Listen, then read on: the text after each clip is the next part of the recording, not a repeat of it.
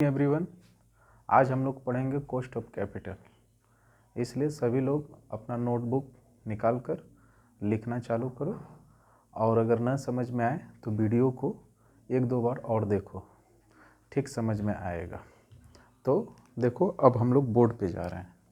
Cost of capital, Sandeep ठीक है। Cost of capital, ये टोटल 10 नंबर का चैप्टर है।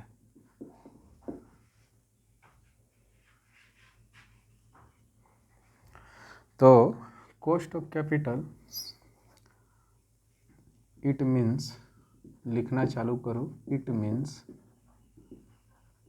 Means minimum rate of return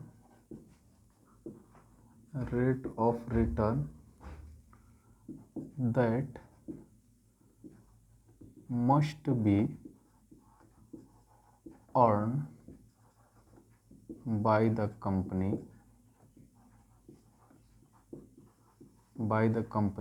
to providers of fund। अब यहाँ पर प्रोवाइडर्स ऑफ फंड क्या है? तो प्रोवाइडर्स ऑफ फंड और कोई नहीं, जो कंपनी को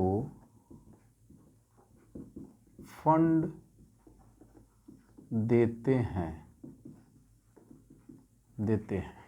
जैसे एज पर एग्जाम्पल हम लोग बोल सकते हैं equity share holder, preference share holder,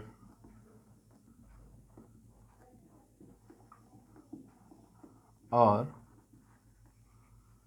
debentures और लोन। इन सभी चीज़ों से कंपनी को फंड मिलता है और इन्हीं को हमें सेटिस्फाई करना है। इसलिए कंपनी को कम से कम एक ऐसे रेट ऑफ रिटर्न का अर्न करना पड़ेगा जिससे इन लोगों को वह सेटिस्फाई कर सके। तो जैसे कंपनी के पास एक अपना ओन फंड होता है, ओन फंड, जिसको हम लोग बोलते हैं equity shares capital, preference shares capital और तीसरा होता है रिटेन्ड अर्निंग।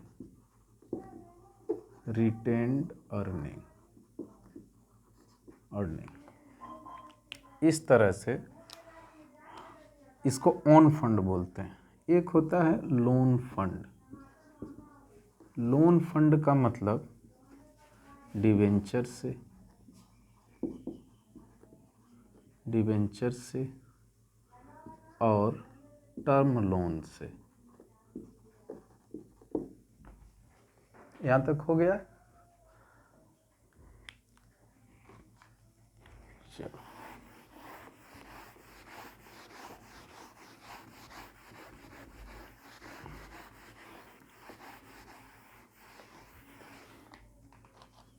तो हम लोगों को इस चैप्टर में सब कॉस्ट ऑफ कैपिटल में हमें चारों के बारे में पढ़ना पड़ेगा। जैसे पहला जो था वो इक्विटी शेयर कैपिटल, दूसरा रिटेन्ड अर्निंग,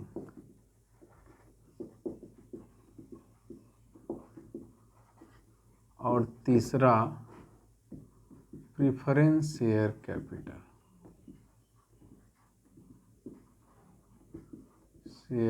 कैपिटल, और चौथा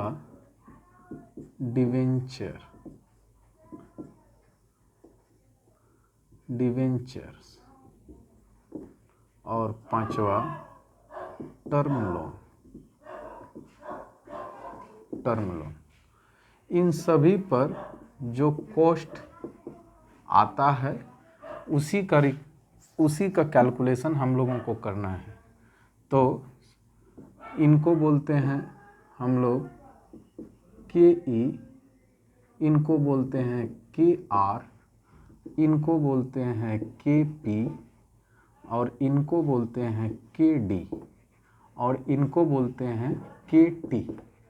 इसलिए सबसे पहले हम लोग पढ़ने वाले हैं KD और KP ऑलमोस्ट सेम है,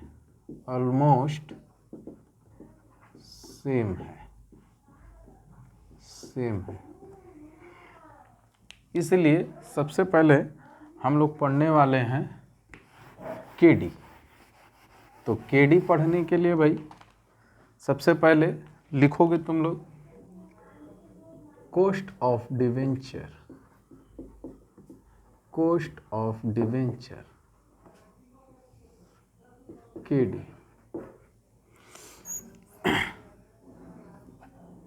The company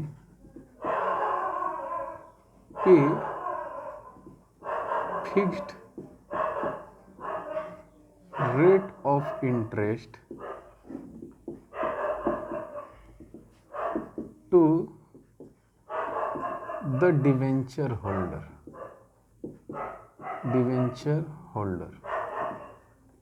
then such interest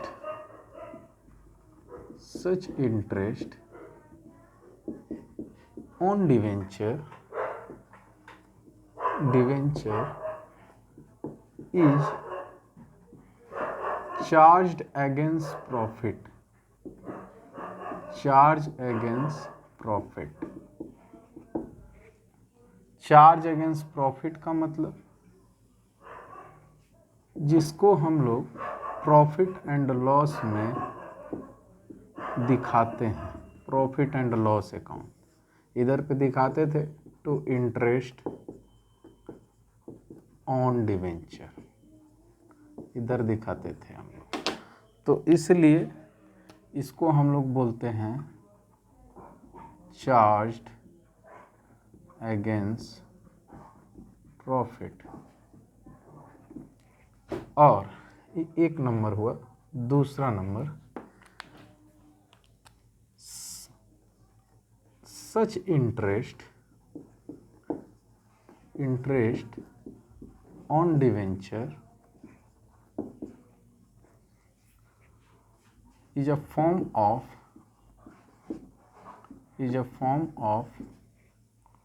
tax savings। इस इंटरेस्ट से हमें टैक्स सेविंग्स होती है, जैसे एग्जाम्पल के तौर पे तुम्हारे पास profit before interest and tax 300 rupees का है। इसमें से मान लो कि इंटरेस्ट ऑन डिवेंचर 50 रुपये का है, तो आया 250 रुपया प्रॉफिट बिफोर टैक्स। और मान लो कि टैक्स जो है 50% का है, तो 250 रुपये का 50% कितना आएगा, 125 रुपया आएगा। तो बचा मेरे पास 125 रुपया प्रॉफिट आफ्टर टैक्स। अगर ये इंटरेस्ट न होता तो मेरा टैक्स कितना लगता, और इंटरेस्ट के रहते हुए टैक्स मेरा कितना लग रहा है। तो इंटरेस्ट के रहते हुए मेरा टैक्स कितना लग रहा है और इंटरेस्ट के बिना टैक्स मेरा कितना लगेगा। तो मान लो कि सेम प्रॉफिट 300 रुपये की प्रॉफिट, इंटरेस्ट नहीं था तो मेरे पास प्रॉफिट बिफोर टैक्स आया 300 और टैक्स रेट अगर 50% अगर हम लोग 300 का करें तो 150 आएगा। तो बचा कितना? 150। तो 150 आया मेरा प्रॉफिट आफ्टर टैक्स और यहाँ पर टैक्स 150 का लगा, यहाँ पे टैक्स लगा 125 का। तो दोनों में कितना का डिफरेंस हुआ? 25 का। तो 25 रुपये का टैक्स सेविंग्स हुआ, 25 रुपये का टैक्स सेविंग्स। ठीक है, तो ये बात सबको समझ में आ गया होगा कि ये जो डिबेंचर है, डिबेंचर पे जो भी हम लोग इंटरेस्ट पे करते हैं उससे हमें टैक्स सेविंग्स होती है और इसलिए इसे चार्ज अगेंस्ट प्रॉफिट भी कहते हैं। आगे इसको कैसे हम लोगों को बनाना है वह आगे हम लोग देख रहे हैं। तो सबसे पहले डिवेंचर का फेस वैल्यू जो होता है, फेस वैल्यू जब तक कुछ नहीं लिखा है तब तक हम लोग इसे 100 रुपया मानते हैं, इसलिए इसका फेस वैल्यू हमेशा 100 ही होता है।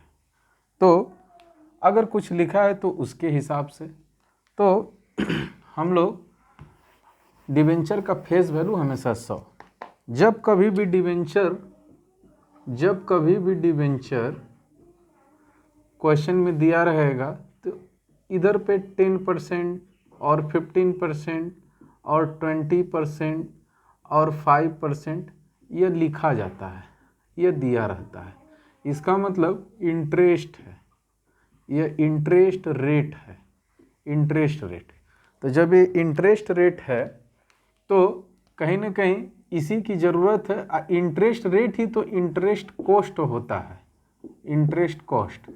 तो हमें इस चैप्टर में जब पढ़ना ही है, कॉस्ट तो यहाँ पे है, कॉस्ट ऑफ कैपिटल, तो इंटरेस्ट ही मेरा कॉस्ट है डिबेंचर के केस में। तो इसलिए जब भी क्वेश्चन आएगा तब डिबेंचर के बगल में इंटरेस्ट रेट लिखा हुआ रहेगा। इसमें कॉस्ट ऑफ डिबेंचर में हम लोगों को कुछ फॉर्मूला देखना पड़ेगा। कॉस्ट ऑफ डिबेंचर मतलब केडी, हमेशा हम लोग केडी नाम से पुकारेंगे। जैसे यहाँ पर पहला नंबर फॉर्मूला फॉर इरिडीमेबल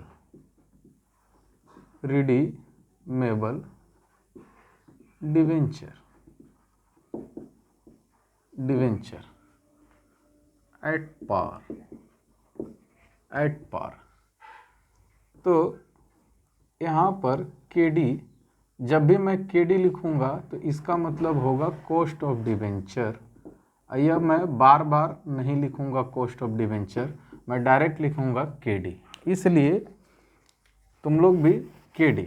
लेकिन एग्जामिनेशन में कॉस्ट ऑफ डिवेंचर लिखने के बाद ही केडी लिखा जाता है। तो यहाँ पर केडी का मतलब हुआ interest rate into 1 minus tax rate. अगर इसको अगर हम लोग तोड़ें तो सिर्फ इंटरेस्ट रेट, तो इंटरेस्ट रेट ही तो मेरा कॉस्ट हुआ, जबकि ये जो कॉस्ट हुआ ये हुआ बिफोर टैक्स। अगर इसको ऐसे लिख दिया जाए इंटरेस्ट इंटू 1 माइनस टी, इसका मतलब हुआ कॉस्ट आफ्टर टैक्स। तो हमारे एग्जामिनेशन में जब भी कॉस्ट पूछता है तो कॉस्ट आफ्टर टैक्स ही हम लोगों को निकालना पड़ता है। इसलिए इसका सबसे पहला फॉर्मूला हुआ interest rate into 1 minus tax rate. जैसे एग्जाम्पल के तौर पर 10% debenture issued at rupees 100 each, tax rate 30%, calculate KD। तो KD इक्वल्स टू यहाँ पे हो जाएगा R1 माइनस टैक्स रेट। तो R यहाँ पे कितना परसेंट है, 10%। 100 रुपये की फेस वैल्यू है, ये है मेरी फेस वैल्यू। तो फेस वैल्यू 100 रुपये का 10% कितना आएगा, 10 रुपया ही आएगा। या फिर पूरा परसेंटेज लेकर हम लोग तैयार कर सकते हैं। 10%, 1 माइनस टैक्स रेट है 30%। तो 30% को जब इस मोड में जब हम लोग लिखते हैं तो ऐसे लिख सकते हैं 0.3। तो 0.3, 1 में से 0.3 जाएगा तो 0.7 रह जाएगा। इसका मतलब जब इसको मल्टीप्लाई करोगे, मतलब 10 को तुम मल्टीप्लाई कर रहे हो 0.7 से, तो आ जा रहा है 7%। तो 7% मेरा हो गया कॉस्ट ऑफ डिवेंचर। वीडियो थोड़ा ऑफ करिए।